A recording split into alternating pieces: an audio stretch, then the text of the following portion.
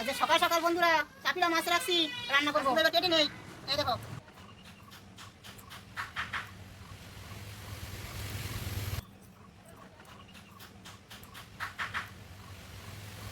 বেগুনটা রান্না করবো তো, তাই বেগুনটা কেটে নিচ্ছি। মাছগুলো রান্না করার জন্য বেগুন আর আলু এভাবে সরু সরু করে কেটে নিয়েছি, আর সঙ্গে পেঁয়াজ সরু করে কেটে নিয়েছি, লঙ্কা নিয়েছি। কারি করার মতো তেল দিয়ে একটু নুন একটু হলুদ দিয়ে দেবো যাতে মাছটা না বেঁধে থাকে। এখন মাছগুলো সব দিয়ে দেবো।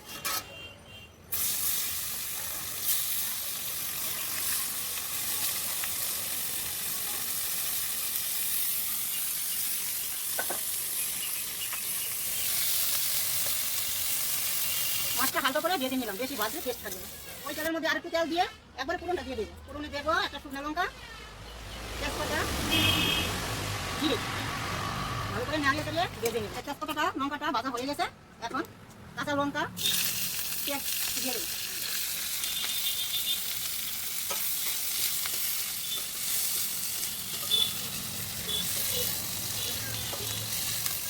তারপরে আলুটা দিয়ে দেবো, আলু আর বেগুন।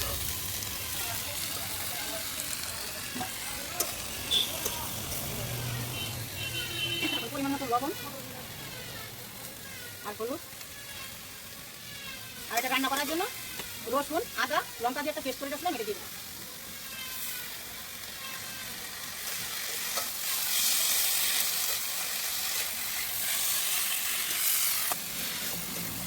সবজিটা কষানো হয়ে গেছে, এখন মাছ দিয়ে দেবো। মাছ দিয়ে অল্প একটু দেবো।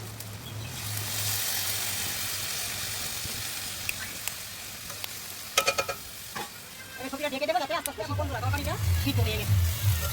নামিয়ে দেবো।